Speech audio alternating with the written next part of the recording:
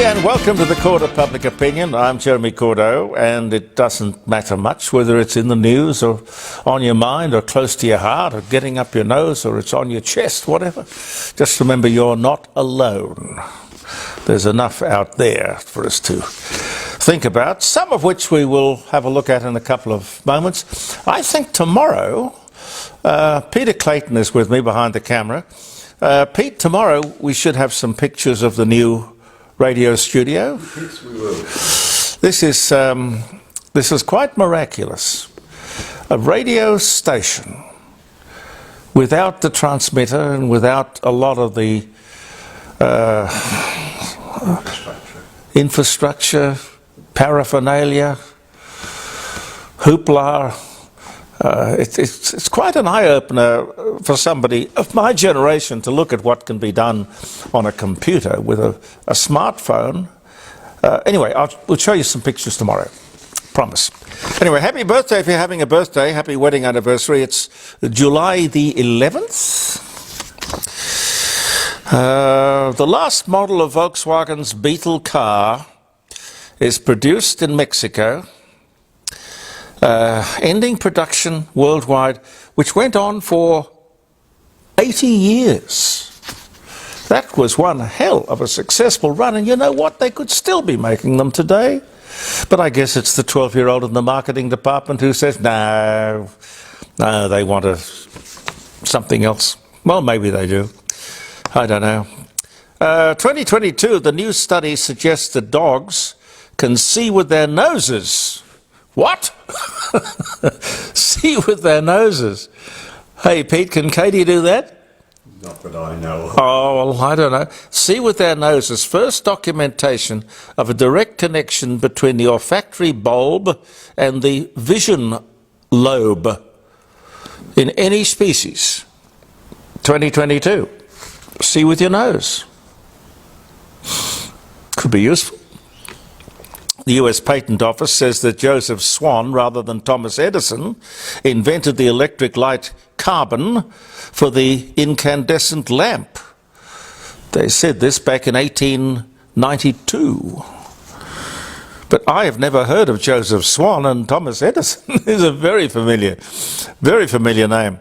1916, Gough Whitlam, Australian politician, Prime Minister from 72 to 75. He was born in Kew in Melbourne. He died in 2014. Fabian Society bloke, socialist, idealist, I don't know what you'd call him. He certainly was a lightning rod for Australia for those years. Anyway, not my cup of tea, but there you go. 1976, singer and actor Frank Sinatra. He's 60. He weds for the fourth and final time the American socialite Barbara Marx, who was 45. Barbara was the wife of one of the Marx brothers. Which one was it now? I can't remember.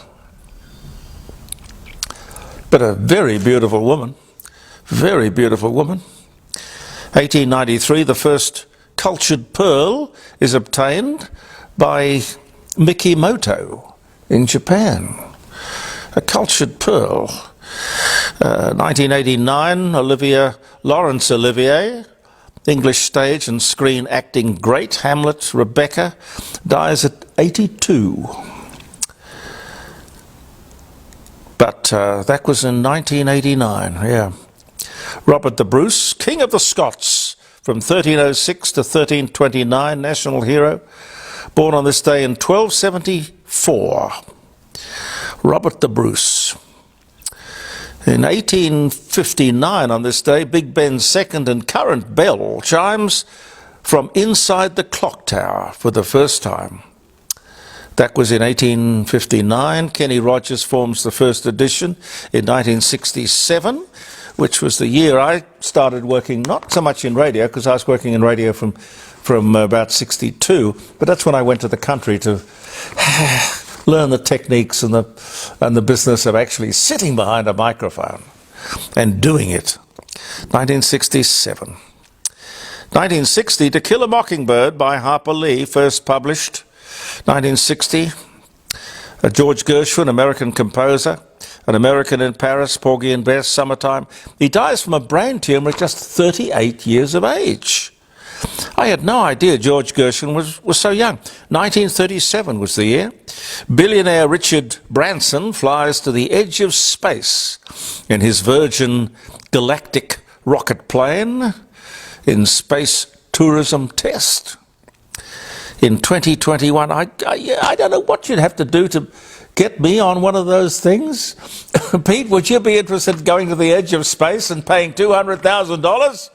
No, me neither. Yul Brynner, Russian-Swiss Tony and Academy Award-winning stage and screen actor, The King and I, The Ten Commandments.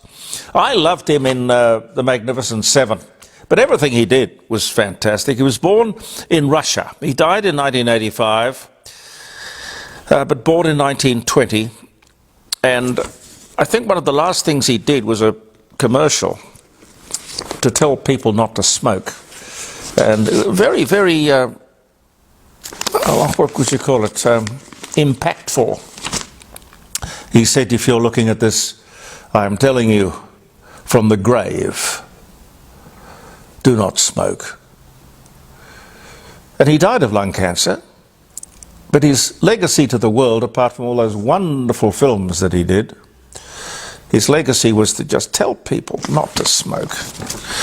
Don't put anything but clear, fresh air in your lungs.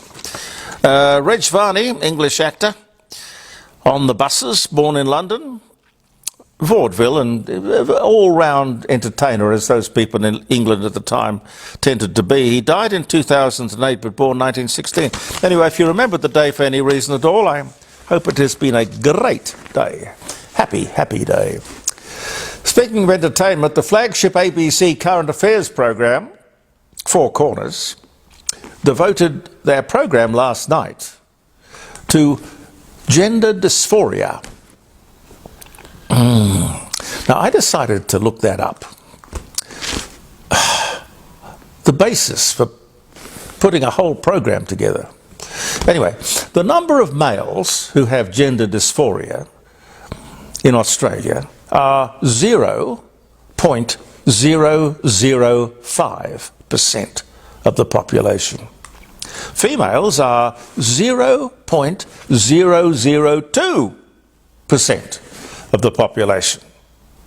Now, can you believe that the national broadcaster would devote their major current affairs program, their flagship current affairs program, to what amounts to, what would you think? One person, let me think, one person in a million? Yeah, about one person in a million. And you can look this up, not hard to find. So we have the national broadcaster obsessed with the minutiae, and we have a federal government obsessed with the trivial. While we, in the real world, struggle with the real problems like the cost of electricity and the cost of living. At public expense, ladies and gentlemen, we are being taken for a ride. We are. Nonsense. It's, pardon me, 500 days since Russia invaded Ukraine. 500 days. God, it seems longer. But anyway, the US is preparing to send cluster bombs to support the war against Russia. It's a very difficult thing. Cluster bombs have been outlawed by, I think, 100 countries around the world. There are only a few. Australia is not one of them. But there are only a few countries who will allow them.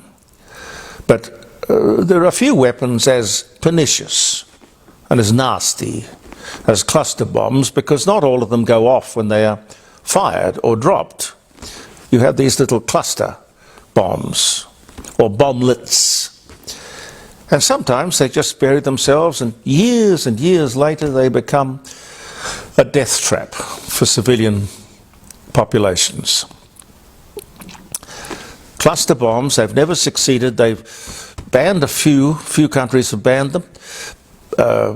anti-personnel mines, something else that I think we should ban, because long after the war is gone, people have to spend millions and millions of dollars to go around and find these blasted things and do something with them, because they will lurk and kill people. Anti-personnel mines do not always kill soldiers. They kill civilians.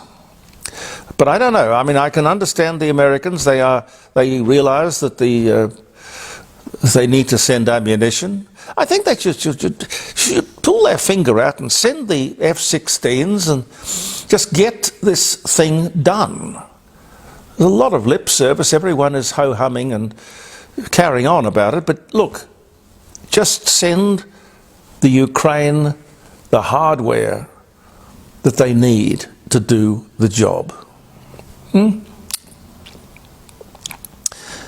Why is there a highway to hell and only a stairway to heaven? A highway to hell and a stairway to heaven. It doesn't seem right, does it? But it does say a lot about the anticipated traffic, I suppose.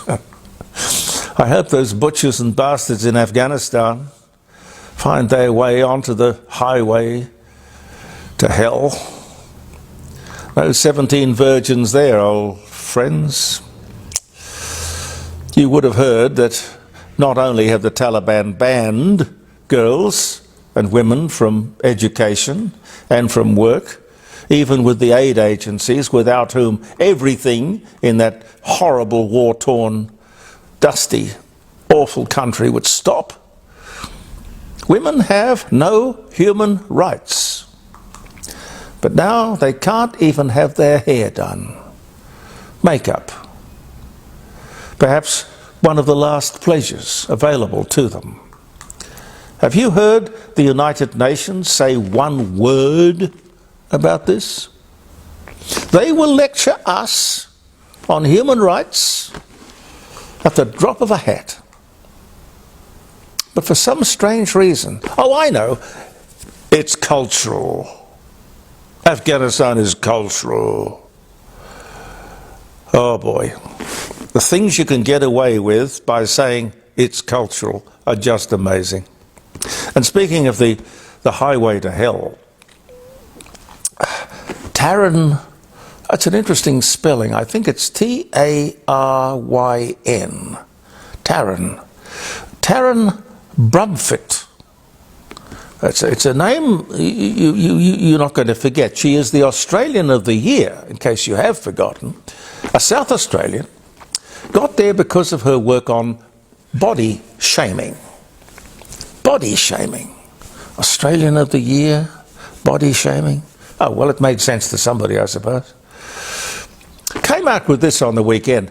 Doctors should not be allowed to comment on patients' weight.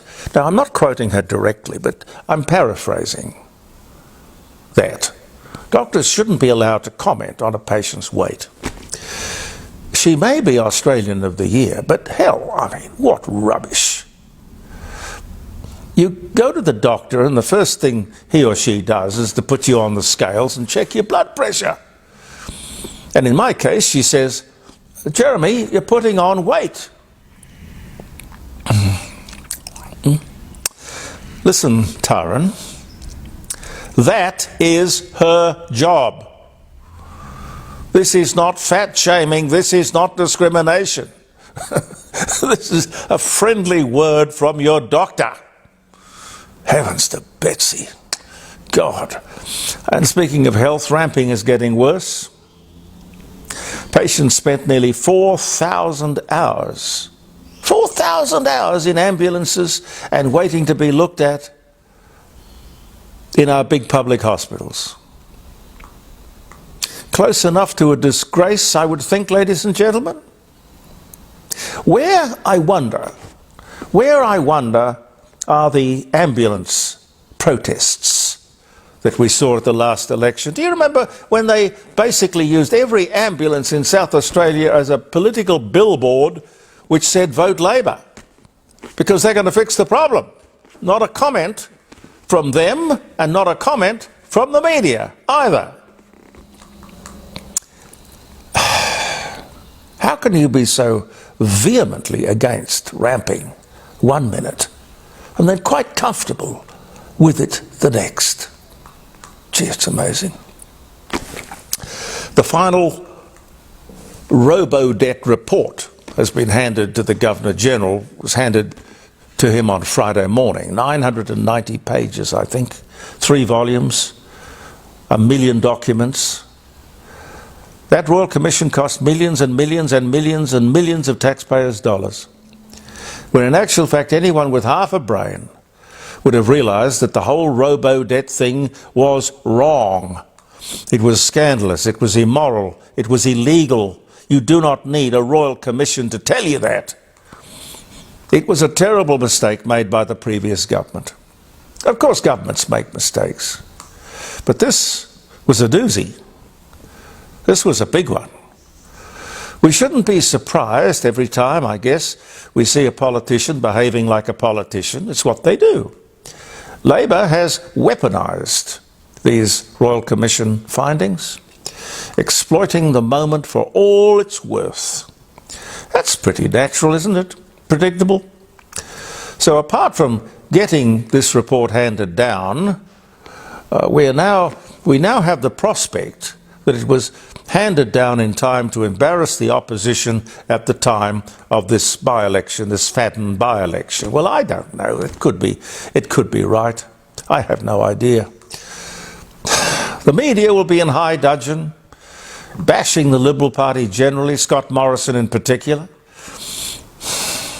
I can bet there will not be any mention made of the scandalous behaviour of the Labor government when Tanya Plibersek was the Attorney General, well, not so many years ago,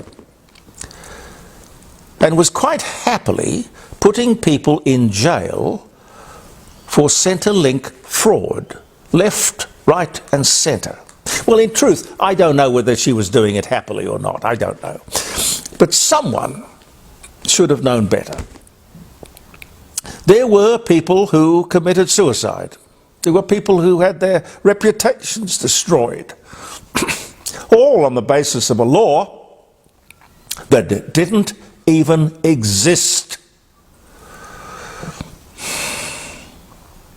I listened to the Prime Minister and Bill Shorten carrying on about Scott Morrison and how he should have taken responsibility for checking the law before implementing this robo-debt thing.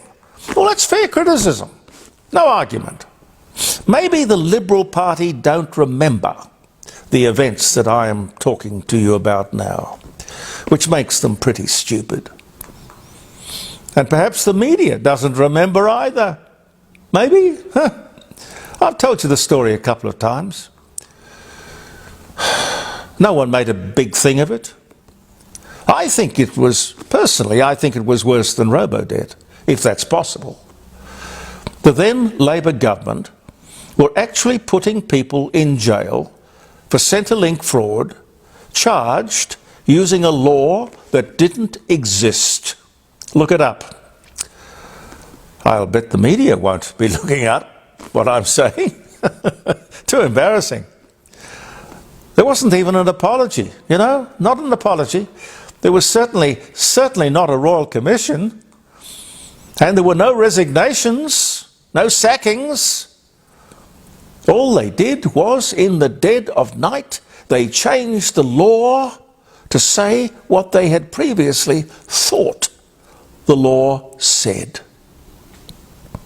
A retrospective change of the law to avoid being sued by all those tens and tens of thousands of people that the Labor government had hounded for years.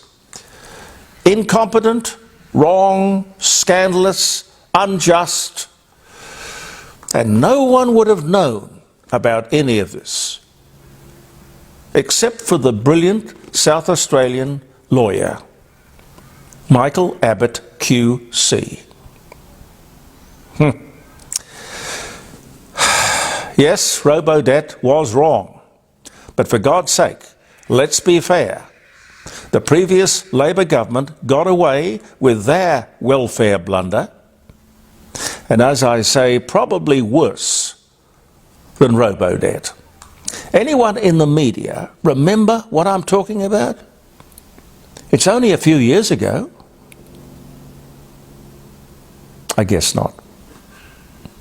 Thank you very much for viewing the Court of Public Opinion, ladies and gentlemen. We will be back tomorrow, and we'll have pictures of the new studio in which we will give them hell. I'm Jeremy Cordo. Peter Clayton and I wish you a very good day. Believe in yourself, and bye for now.